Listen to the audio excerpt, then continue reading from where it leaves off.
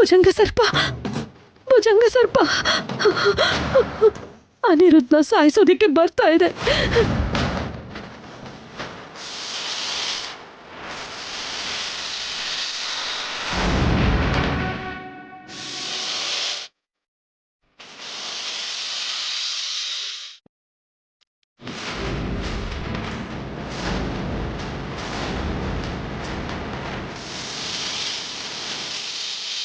ಆ ಭುಜಂಗ ನಿನ್ನ ಸಾಯಿಸ್ಬಿಡುತ್ತೆ.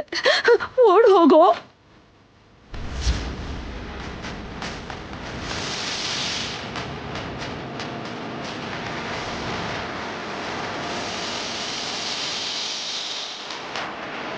ಕಂದ, ಓಡ್ ಹೋಗು ಕಂದ, ಓಡ್ ಹೋಗೋ.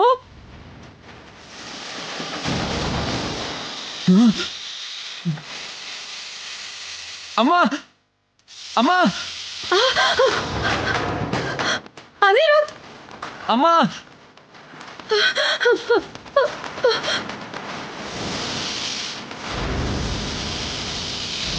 ಅಮ್ಮ, ಅಮ್ಮ, ಅಮ್ಮ, ಅಮ್ಮ, ಅನಿರುದ್ಧ್, ಅಮ್ಮ, ಅನಿರುದ್ಧ್, ಅನಿರುದ್ಧ್, ಅನಿರುದ್ಧ್, ಅನಿರುದ್ಧ್.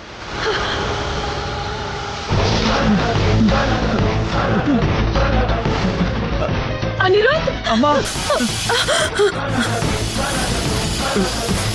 ಅಮ್ಮ,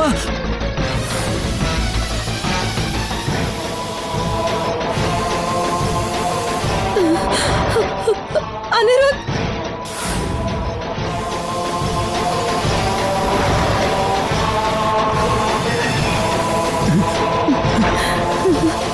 ಅಮ್ಮ,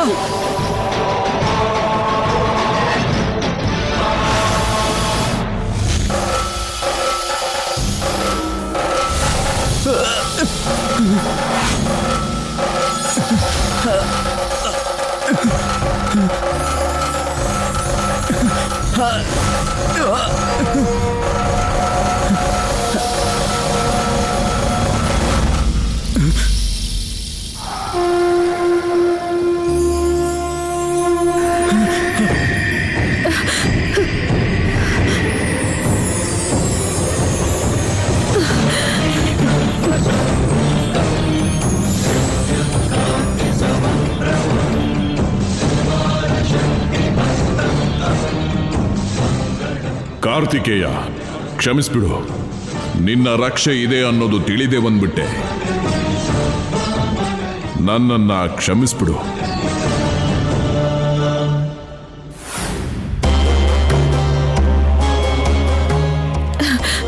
ಕಾರ್ತಿಕೇಯ, ಪ್ರಣಾಮ ತಂದೆ. ರಕ್ಷಣೆ ಮಾಡು ತಂದೆ. ನೀನೇ ಪ್ರತ್ಯಕ್ಷ ಆಗಿ ಅಪಾಯದಿಂದ ನನ್ನ ಮಗನ್ನ ಕಾಪಾಡಿದೆ. ಪುನರ್ಜನ್ಮನ್ನ ನೀಡಿದ್ಯಾ ತಂದೆ. ಧನ್ಯಳಾದೆ ಸ್ವಾಮಿ, ಧನ್ಯಳಾದೆ. ಯಾವುದೇ ತಾಯಿಗೆ ನೋವಾದ್ರೂ ನನ್ನ ತಾಯಿಗೆ ನೋವಾಗಿರೋ ಥರ ಭಾವಿಸ್ತೀನಮ್ಮ. ನಿನ್ನ ಭಕ್ತಿನೇ ನಿನ್ನ ಮಗನಿಗೆ ಶ್ರೀರಾಮ ರಕ್ಷೆ.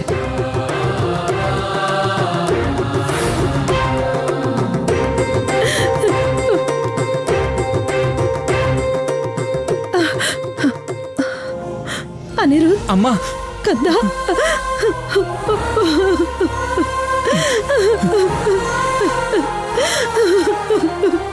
ಭುಜಂಗ ಹೊರಟು ಹೋಯ್ತು ಕಂದ. ಕಾರ್ತಿಕೇಯ ನಿನ್ನನ್ನು ಕಾಪಾಡ್ದ. ಶಾಪದಿಂದ ನಿನ್ನನ್ನು ರಕ್ಷಿಸಿದಾನೆ. ನಿನಗೇನೂ ಆಗಲ್ಲ ಕಂದ.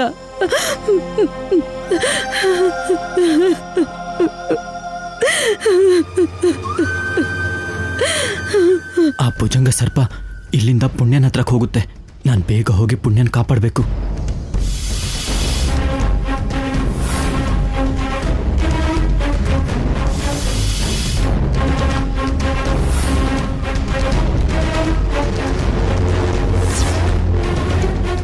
ಸ್ವಾಮಿ, ಈ ಶಕ್ತಿ ಆಯುಧಾನೆ ನನ್ನ ಮಗನ್ನ ಕಾಪಾಡಿದ್ದು. ಮಹಾ ಅಮಾವಾಸ್ಯೆ ತನಕ ಅವನ್ನ ರಕ್ಷಿಸೋ ಜವಾಬ್ದಾರಿ ನಿಂದೆ ತಂದೆ.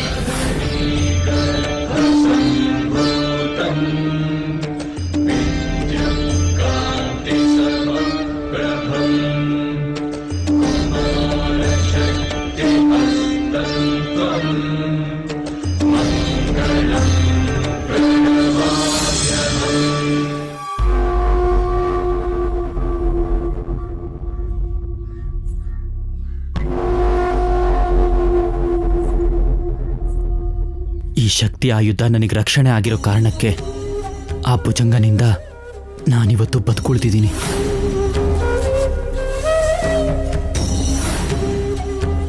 ನನ್ನ ಮೇಲೆ ಅಟ್ಯಾಕ್ ಮಾಡಿರೋ ಥರ ಭುಜಂಗ ಪುಣ್ಯನ ಮೇಲೆ ಕೂಡ ಅಟ್ಯಾಕ್ ಮಾಡಿಬಿಟ್ರೆ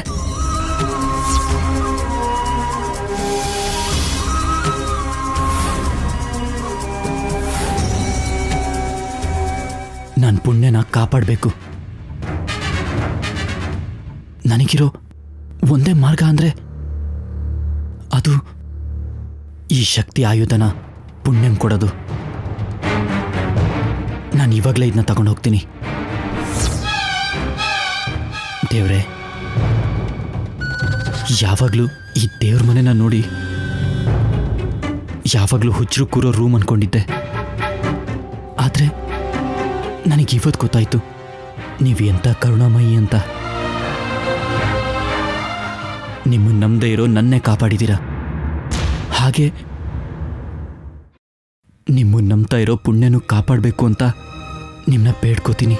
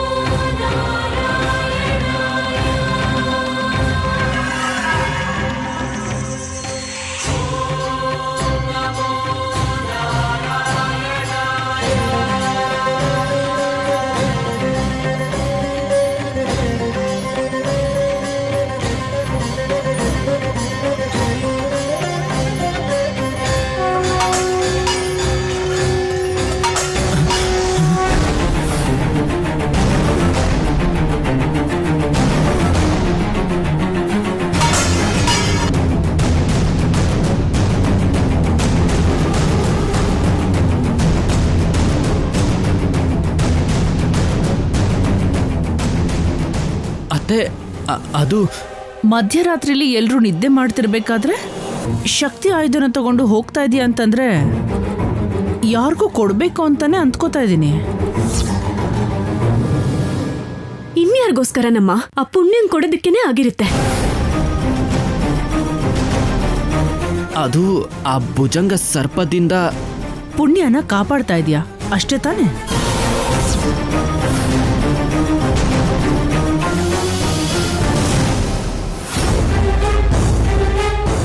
ಹೌದು. ಮತ್ತೆ ಅದೇ ಭುಜಂಗ ಸರ್ಪ ನಿನ್ನನ್ನು ಸಾಯಿಸ್ಬೇಕು ಅಂತ ಬಂದ್ರೆ ಆಗ ನಿನ್ನನ್ನು ಯಾರು ಕಾಪಾಡ್ತಾರೋ? ನಂಗೇನು ಆಗಲ್ಲ ಅತ್ತೆ. ಮುಚ್ಚು ಬಾಯ್. ಅವಳನ್ನ ಹೇಗ್ ಕಾಪಾಡ್ಕೋಬೇಕು ಅಂತ ನನಗೆ ಚೆನ್ನಾಗಿ ಗೊತ್ತು. ಮೊದಲು ಶಕ್ತಿ ಆಯುಧನ ತಗೊಂಡೋಗಿ ದೇವ್ರ ಮನೇಲಿಡು. ಸಾರಿ ಅತ್ತೆ. ಏನು ಅವಳಿಗೋಸ್ಕರ? ಆ ಕೆಲಸದವಳಿಗೋಸ್ಕರ? ಅತ್ತೆ, ಪುಣ್ಯಂಗೆ ಸ್ವಲ್ಪ ಮರ್ಯಾದೆ ಕೊಟ್ಟು ಮಾತಾಡಿದ್ರೆ ನಿಮ್ಗೆ ಒಳ್ಳೇದು. ನೋಡಿದ್ಯಾ ಅಮ್ಮ, ಅವಳಿಗೋಸ್ಕರ ಭವ ಹೇಗ್ ಮಾತಾಡ್ತಿದ್ದಾನೆ ಅಂತ. ನೋಡ್ತಾ ಇದ್ದೀನಿ. ಮೀಸೆ ಚಿಗ್ರಿರೋ ವಯಸ್ಸಲ್ವಾ, ಗಂಡ್ಸಾಗ್ಬಿಡಿದೀನಿ ಅಂದ್ಕೊಂಡಿದ್ದಾನೆ. ಏನು ಬೇಕಾದ್ರೂ ಮಾತಾಡಿದ್ರೆ ಎತ್ತೆ ಬಾಯಿ ಮುಚ್ಕೊಂಡಿರ್ತಾಳೆ ಅಂತ ಅಂದ್ಕೊಂಡಿದ್ಯಾ? ನಮ್ಮ ವಂಶ ಪೂರ್ತಿಯಾಗಿ ನಿರ್ವಂಶ ಆಗೋವರೆಗೂ ನೀನ್ ನನಗೆ ಅಳಿಯಾನೆ, ನಾನ್ ನಿನಗೆ ಅತ್ತೇನೆ. ಆಗಲ್ಲ ಅಂತ ಒಂದು ಮಾತು ಹೇಳಿದ್ರೆ ಒಂದ್ ಹೆಜ್ಜೆ ಮುಂದೆ ಇಟ್ರೆ ಈ ಭದ್ರಾವತಿಯ ರುದ್ರಾವತಾರ ನೋಡ್ಬೇಕಾಗುತ್ತೆ. ಬರ್ನಿ ಅಮ್ಮ, ಶಕ್ತಿ ಆಯುಧನ ತಗೋ. ಕೊಡು ಬಿಡು ಕೊಡು ಭಾವ. ಬಿಡು ಪರ್ಣಿಕಾ, ಬಿಡು. ಕೊಡು ಭಾವ. ಪರ್ಣಿಕಾ ನನ್ನ ಮಾತು ಕೇಳು. ಭಾವ ಕೊಡು. ಪರ್ಣಿಕಾ ಬಿಡು. ಪರ್ಣಿಕಾ, ಅತ್ತೆ ಪ್ಲೀಸ್ ಅತ್ತೆ, ಪುಣ್ಯ ಸತ್ತೋಗ್ತಾಳೆ. ನಡಿಯೋ, ನನ್ನ ಮಾತು ಕೇಳು ನಡಿಯೋ. ಅತ್ತೆ. ಪ್ಲೀಸ್ ಅತ್ತೆ, ನಡಿ ಒಳಗೆ. ನಡಿಯೋ, ಹೋಗು. ಅತ್ತೆ ಅತ್ತೆ ಅತ್ತೆ ಅತ್ತೆ ಬಾಗ್ಲು ತೆಗಿರಿ. ಅತ್ತೆ ಪ್ಲೀಸ್ ಅತ್ತೆ, ಡೋರ್ ಓಪನ್ ಮಾಡಿ. ಪುಣ್ಯನ ಹೇಗಾದ್ರೂ ಮಾಡಿ ಕಾಪಾಡ್ಕೋಬೇಕತ್ತೆ. ಅತ್ತೆ ಬಾಗ್ಲು ತೆಗಿರಿ.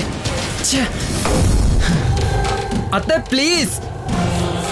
ಅನಿರುದ್ಧ್, ನನ್ನ ಮಾತು ಮೀರ್ ಹೋದ್ರೆ ನಿನ್ನ ಪ್ರಾಣ ನಿನ್ನೆ ಬಿಟ್ಟು ಹೋಗುತ್ತೆ. ಹುಷಾರ್.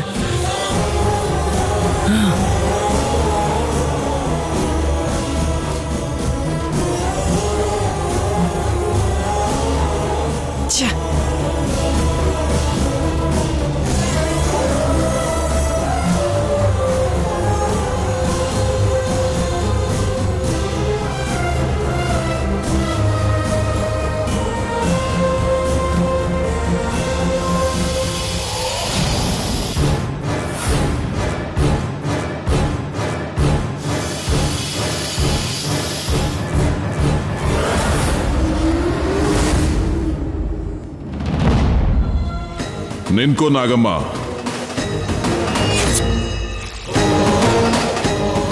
ಮಾನವರ ಮೇಲೆ ಪ್ರೀತಿಯಿಂದ ನಾಗಲೋಕದ ಧರ್ಮವನ್ನ, ನಾಗಲೋಕದ ನಿಯಮವನ್ನ ಉಲ್ಲಂಘಿಸಿ ಹೋಗ್ತಿದೀಯಾ. ಇದರ ಪ್ರತಿಫಲವಾಗಿ ನಿನ್ನ ಪ್ರಾಣವನ್ನ ಬಿಡಬೇಕಾಗತ್ತೆ, ಗೊತ್ತಾ?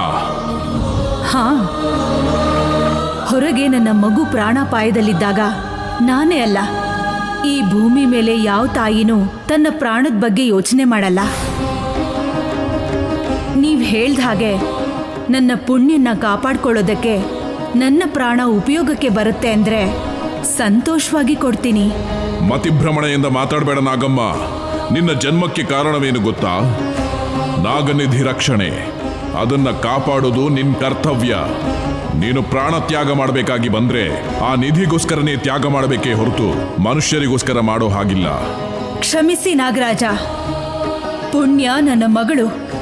ಅವಳ ಜೊತೆ ಹೋಲಿಸಿದ್ರೆ ನಾಗನಿಧಿ ನನಗೆ ಮಣ್ಣಿಗೆ ಸಮಾನ. ಈ ಸಮಯದಲ್ಲಿ ನನಗೆ ಪುಣ್ಯನಿಗಿಂತ ಯಾವುದೂ ದೊಡ್ಡದಲ್ಲ, ಯಾವುದೂ ದೊಡ್ಡದಲ್ಲ.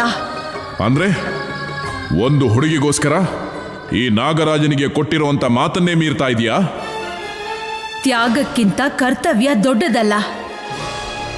ನಾಗಲೋಕನ ರಕ್ಷಿಸೋದಕ್ಕೆ ಪುಣ್ಯನ ತಾಯಿ ಪ್ರಾಣ ತ್ಯಾಗ ಮಾಡದೇ ಇದ್ದಿದ್ರೆ ಈ ನಾಗಮ್ಮ ಯಾವತ್ತೋ ಅಗ್ನಿಗೆ ಆಹುತಿಯಾಗ್ಬಿಡ್ತಿದ್ಲು. ನಾಗಮ್ಮ ಚರಿತ್ರೆ ಮುಗಿದೇ ಹೋಗ್ತಿತ್ತು. ಆದ್ರೆ ನಾನಿನ್ನೂ ಬದುಕಿದ್ದೀನಿ ಅಂದ್ರೆ ಅದಕ್ಕೆ ಕಾರಣ ಮಹಾದೇವಿ. ಅದಕ್ಕೆ ನಾಗನಿಧಿ ರಕ್ಷಣೆ ಎಷ್ಟು ಮುಖ್ಯನೋ ಪುಣ್ಯನ ಕಾಪಾಡೋದು ಕೂಡ ಅಷ್ಟೇ ಮುಖ್ಯ. ಅಸಾಧ್ಯ. ನೀನು ಒಂದೇ ಬಾರಿ ಎರಡು ಕೆಲಸ ಮಾಡಕ್ಕಾಗಲ್ಲ. ಹೇಳು, ನಿಧಿ ಹತ್ರ ಇರ್ತೀಯಾ, ಪುಣ್ಯ ಜೊತೆ ಇರ್ತೀಯಾ?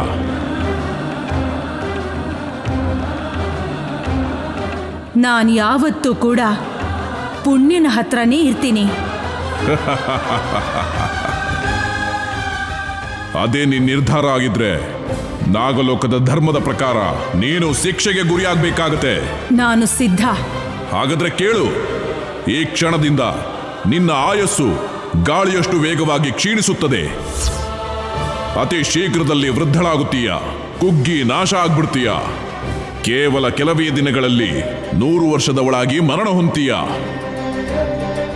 ಅಂದ್ರೆ 100 ವರ್ಷಕ್ಕೆ ಬರಬೇಕಾಗಿರೋ ವೃದ್ಧಾಪ್ಯ 100 ದಿನಕ್ಕೆ ಬರುತ್ತೆ ಅಂತಾಯ್ತು. ಹೌದು. ಯಾಕೆ?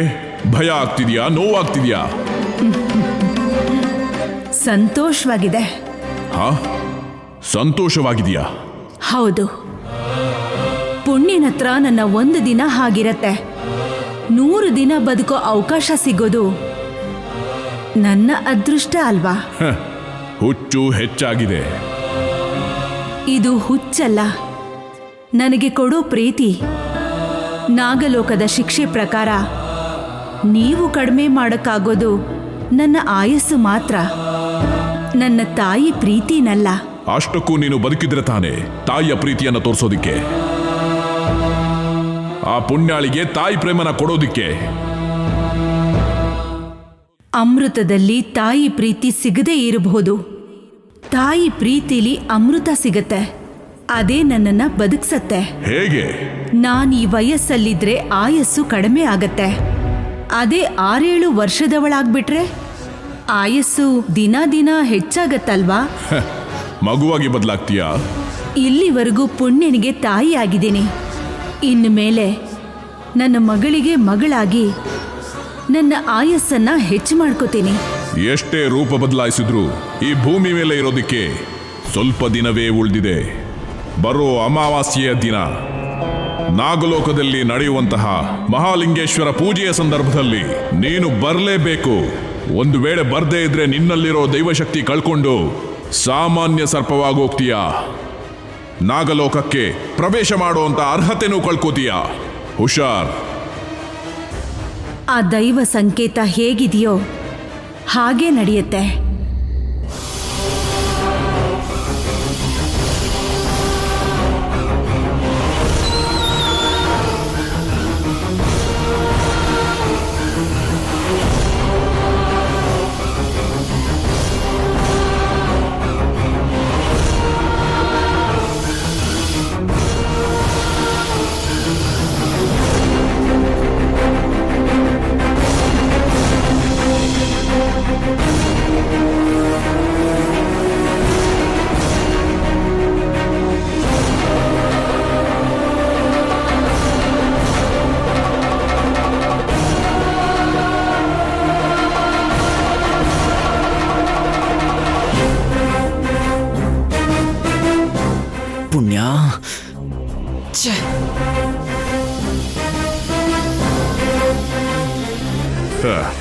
ಎಷ್ಟು ಧೈರ್ಯ ನಿನಗೆ?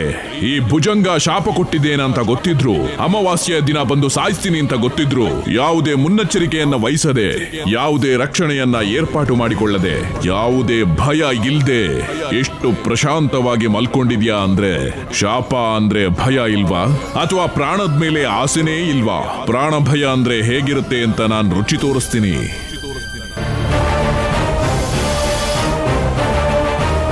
ಆ ನಕ್ಷತ್ರ ಕಾಣೆಯಾಗೋದ್ರೊಳಗಡೆ ನಿನ್ನ ಅಂತ್ಯ ಮಾಡ್ತೀನಿ.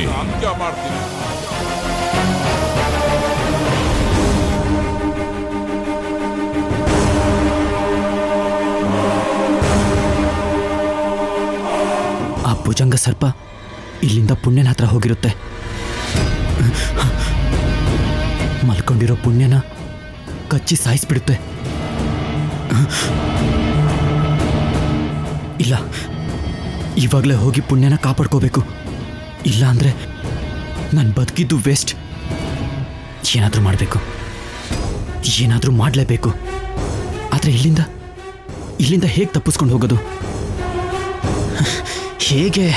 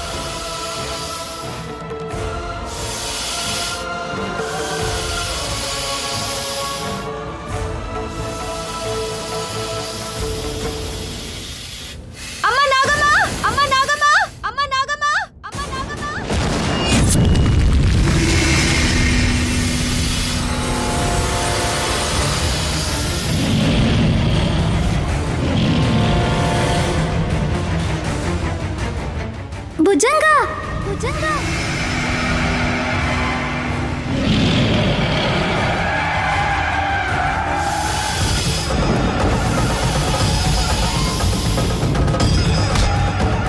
ಏನೇನಾಗಮ್ಮ, ಪುಣ್ಯನ ಕಾಪಾಡೋದಕ್ಕೆ ಮಗುವಿನ ರೂಪದಲ್ಲಿ ಬಂದ್ಯಾ?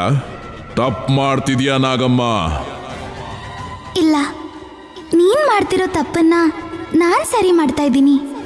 ನೀನು ನನ್ನ ತಪ್ಪನ ಸರಿ ಮಾಡ್ತೀಯಾ? ನೀನೇನು, ನಿನ್ ಶಕ್ತಿ ಏನು? ನೀನು ಒಂದು ಹೆಣ್ಣು ಸರ್ಪ, ನಾನು ಮಹಾಶಕ್ತಿಯನ್ನ ಪಡೆದುಕೊಂಡಂತ ಗಂಡು ಸರ್ಪ. ಹಾಗಿರುವಾಗ ನನ್ ಮುಂದೆನೇ ಇಷ್ಟೊಂದು ಮಾತಾಡ್ತಿದ್ಯಾ ಅಂದ್ರೆ ಅಹಂಕಾರನ ಅಥವಾ ತಿರಸ್ಕಾರನ?